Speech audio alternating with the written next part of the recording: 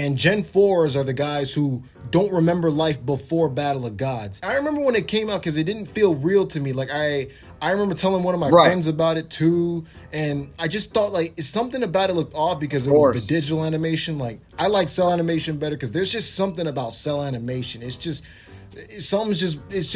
better than there's just something about it, The you know. grain. It's the grain. Yeah, it's on film. Film is better quality than digital. Digital only goes up to 1080 or 4K, but film is can go higher. Yeah. By this point, I was looking for anything Dragon Ball, so that's how I found out about Battle of Gods. But how did you find out about Battle of Gods? I'm gonna let you talk because I've been talking for like the last 20 minutes. You could talk all you want, bro. It's your video. But no, yeah, I just remember wanting to see Battle of Gods real bad. And this is during the time when people were not sneaking into theaters and recording the movie like for superhero. There was one guy on YouTube who uploaded some clips of Goku Super Saiyan God fighting Beerus, and I was ecstatic. So what happened nowadays, if it's now, the whole movie would leak within days. Like Superhero leaked, I think 2 days after it came out, bro. I had the full movie literally that Sunday. Like I had the whole damn thing. So, and that didn't happen for Battle of Gods. So Battle of Gods dropped in March of 2013 in Japan. No dub announcement, and that didn't come out till August 2014. What happened was, in the late summer in September, Battle of Gods got put out on DVD and Blu-ray, and somebody had recorded it or had copied it and subtitled it. So I remember vividly, it was September, sometime in the middle of September, I went to a wedding. I went to go see my friend get married. And when I got home from the wedding, Battle of Gods had leaked the full movie in good quality, and I watched it subtitled, and it was like an emotional experience for me that I'll never forget. That I must have watched Battle of Gods maybe 7 or 8 times in a row. Like Yeah, because it was new. It was something big. Like you haven't seen this before. it's a new Dragon Ball story, bro, with new It was lore. unlike Evolution, like because I watched Evolution. I remember watching it and just not caring about it. Like No, nobody likes it. I know a lot of people get all uppity about it and hate on it and stuff like that. But when I saw it, I was just like, I mean, what? Like, I don't care. Same. I knew what it was going to be before it came out, so I wasn't even like that mad. And when the movie flopped, I just knew it would, because that's not Dragon Ball. That's not what Dragon Ball is. And I know people say, what happened with me was, when it comes to Evolution, is I remember when I actually, like, I knew it was going to be bad. But then when I actually watched it, it was actually much worse than I had realized. But like you, I wasn't having a meltdown over it, because it's like, whatever, this is garbage. Poor Chow Yun Fat, bro. Chow Yun Fat was in that movie, and he's a great actor, and he got fucked. And so did Ernie Hudson, who was Mutaito or whatever. But yeah, Battle of Gods. I came back from this wedding, and I watched it like, I think it might have been 13 times that weekend, and so excited to talk about it.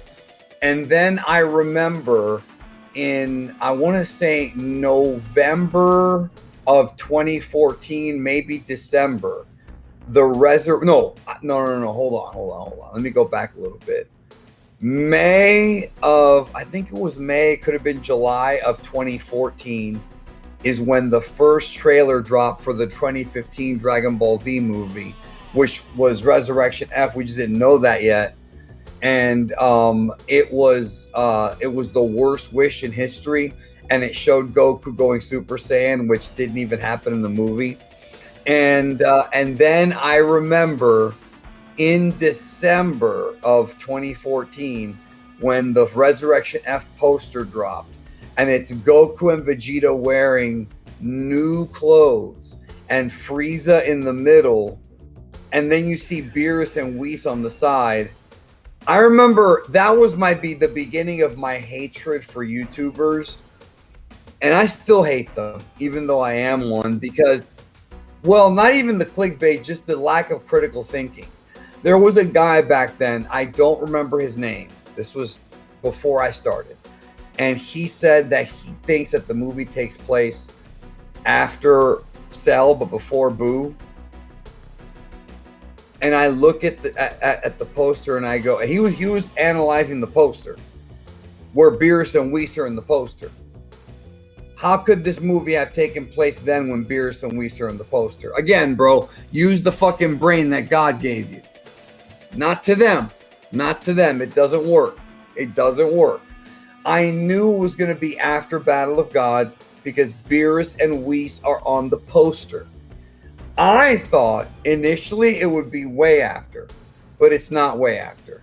And I was so excited for that movie because it's Frieza, my favorite villain, and he's coming back. And I thought, I had all kinds of thoughts in my head, like he's going to kill Beerus, he's going to beat him up, and oh, he's going to kill Kid Trunks. My scenario for that movie was when he sees Trunks, because I thought it was later in the timeline, when Trunks is a teenager, Frieza will think it's the Trunks from the future, kill him, and that's how Vegeta powers up and gets mad and fucking finally kills Frieza. That was what that would have been a better movie. Yeah, and I even booked Frieza against Majin Buu in the movie and have Frieza beat him. That way everybody could be like, whoa, he's super strong. What are we going to do? None of that happened. And the movie was not that good. But the hype for it was great. So to you, in your opinion, what was more hype? Because Battle of Gods had a lot of hype. Like we both remember this. Almost 30. I was almost 30, yeah. But Resurrection F, the aftermath of Resurrection F into Super was also hype. So in your opinion, what was more hype out of the two? Well, I don't know, because, okay, Battle of Gods was a big deal, but after Resurrection F, almost immediately after is when Super got announced. And that was a new Dragon Ball show. That was a huge deal for me. And had it not been for Dragon Ball Super, I would not be where I'm at right now. Like, Dragon Ball Super became the lifeblood of my channel, fortunately and unfortunately, because there's good and bad to this. But as far as what was more hype, see, the thing about Resurrection F is that I was more into the community at that point. And also there were other things going on because Xenoverse had just come out a few months before. Battle of Z came out, but nobody liked that game. Xenoverse came out, and then it was Resurrection F, and then the dub had that special. No, first they had that special California screener in April, and then they had the dub come out in August. But I was downloading I downloaded half the movie in Portuguese, another copy in Spanish. Like, people were downloading the movie in different languages to watch it. And I remember that's when I started my channel. So for me personally, that era meant more. But looking back on it now, as a businessman, I'm glad that Super happened and Broly and all that shit. As a fan, Battle of Gods should have been the end, because that was the perfect reunion movie, brought everybody back, and it could have just ended right there. It could have just ended. All the stuff from the 80s was coming back. Because I'm into decadology, and this applies to the 30-year rule, where things from the childhood of those when they were growing up comes back into now 30 years later, because now they're working on it. So the Gen 1 kids who grew up with Dragon Ball in the 80s brought all their stuff, because now they're working on it. They bring it and show it to their kids. Same thing with the Gen 2, Gen 2 kids showing GT to their children through Daima, just as Akio Yoku said. Now they're going to show their kids. And think about how much stuff from the 80s came back during this time. Like, you had Terminator, you had Star Wars, even though that was 76, Halloween, even though that was 78, Ninja Turtles, acid wash jeans, joggers, all that stuff was coming back. Even Back to the Future came back with Rick and Morty. Yeah, that's true. And you hit the nail in the bottle. Like, you hit the perfect time spot, because this is when you first started your channel. 2015. I no, bro. When I started my YouTube channel, the first video that I uploaded, it wasn't even going to be, I wasn't trying to be a YouTuber. The first video I uploaded was a subtitled Resurrection F teaser or trailer. And it was in super high quality because I got my hands on a really high quality one, and then I added the subs. And then I started my YouTube channel because there was people that I was working with that were doing the news, and they were clickbaiting, or they were not crediting. And I originally started YouTube to recruit people for my website, but then I realized I can just do it my own damn self. So I started dropping some news about Resurrection F that other channels didn't have. And so then I just, one thing led to another. YouTube for me was an accident. It was a happy accident, bro. I tripped and fell into it because I wasn't intending on being a YouTuber. Like, my goal was to get to 10,000 subs in the first year, and I ended the first year with 43,000. And I still worked full time. Like, I still was working, but I was dropping information nobody else had, and I had a different perspective because at the time. But I think that's a big reason why your channel saw so much success so fast. Like, you intend to get to 10,000, but you grew to like 40,000. It's because you were, getting a lot of lapsed fans who were probably nostalgic about it. Plus, the hype train was high, like just crazy. That's a big reason, yeah. Because I remember even 2016, you still had less subs than Quaman did. Like, he still had a whole Right. bunch No, of he subs. was one of the big shots, yeah, for sure. Like, because there was so, and in this era, there was so much nostalgic. Like, people were so nostalgic for everything, right? This is the nostalgia era, right? This is like when they brought Trunks back. And I remember when this happened. I remember exactly where I was when this happened. Do you remember when they brought Trunks back? Yes, I do remember that. I do remember that because that shit dropped at 4 in the morning and I was asleep, and I woke up at like 9:30 and I'm fucking wiping the coals out my eyes like Biggie. And then I turn on my computer and I see the poster you're talking about, and I'm like, fuck, I missed this because I knocked out that night. I remember by this point, because we had all known about Dragon Ball Super, right? But to this point, Super, at least in America, was still what I would say underground. But, once that dropped, I remember people like going to school, because I moved during this time period. Like, I moved, and I remember going to school and I see more people talking about Dragon Ball Super. Have you seen Dragon Ball Super? You know about this new Dragon Ball Super? I'm like, yeah, dude, I've known about it for over a year. But like, I remember Trunks being, I did. what got people, like a lot of people into Dragon Ball Super. The one thing that annoyed me though was that his hair was blue. Like, I understood the reasons. I even watched your video on it. I remember doing that. But like, his hair being blue, like that was just annoying to me. Like, I still don't think it should have been blue hair. It should have been the original hair. And even like they would have it in the flashbacks and all that stuff, and it was just annoying. No, in the flashback it's blue, remember? They had to reanimate it because whenever they did flashbacks, this is something about Super I found interesting. Whenever they did flashbacks to anything from Z, it was Kai footage. And anytime they had something that wasn't upscaled like Kai was, it would be redone. So every scene in the Trunks arc that flashback to that special was redone with the blue hair. Because they only wanted to use the Kai source. It was an already HD source of Dragon Ball. If you remember, what the episode where Krillin and Goku go find that weed for Master Roshi, they show flashbacks to OG Dragon Ball, and it's all reanimated. It's all done like the modern style. And it's because they didn't have like a Kai version of OG Dragon Ball at the time. And so that's why it was like that.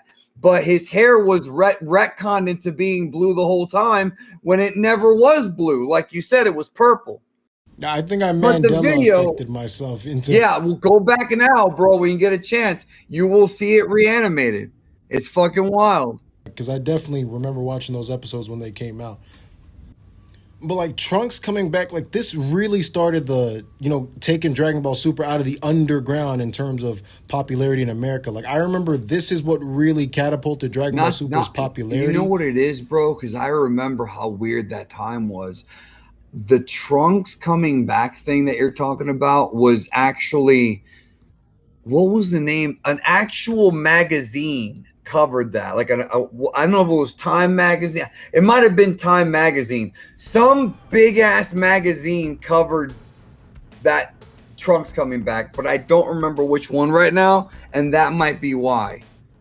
And then from that point forward, like where it really exploded was, when Goku went UI and then it crashed Crunchyroll. Like, I remember that night too, and I know you remember. Like that's when Dragon Ball Super reached its zenith in terms of popularity, and even just it carried that ball going into the last episode. Yeah, that's when it was at its peak, unquestionably. Yeah, and despite it being so popular, this episode actually performed its worst in terms of ratings. And I know there was like some things where they switched up the time slot and One Piece aired it's a week before too. I will never forget the night that UI happened. Everything crashed. I got to see it, thankfully, with a Keyhole TV. I was watching the Japanese feed. And my review, I will never forget this as long as I live. My Dragon Ball Super review that night hit 100,000 views in 45 minutes. It didn't even get to an hour, and that shit was at 100K. That's like Latin American numbers, bro. I was like, what the fuck? I was happy, don't get me wrong, but I was like, people were really, really wanting to see this, yo. But remember, it was a double feature. They hyped it up like that. But I actually made a video about this. Back then? Oh, now. Oh, you meant now. Yeah, okay, yeah. I got you. The highest rated episode of Dragon Ball Super was episode 47. Was the Trunks and then episode, the highest the rated one. episode of Dragon Ball and Dragon Ball Kai was also 47, because Dragon Ball Kai was episode 47 Super was when Saiyan. Goku transformed. So yeah, I find it interesting that the highest 3 rated episodes for Ball, Super, and Kai was episode 47. But even with that taken into account, I thought the Tournament of Power, for as much hype as it gets, it wasn't even all that good. Like it dragged on a lot, and like Jiren, like. Well, I feel that way about the retellings, but I agree with you. It ain't that good. It's just not. He should have booked him like Kane in the 2001 Rumble, just have him throwing people out. That's what I wanted.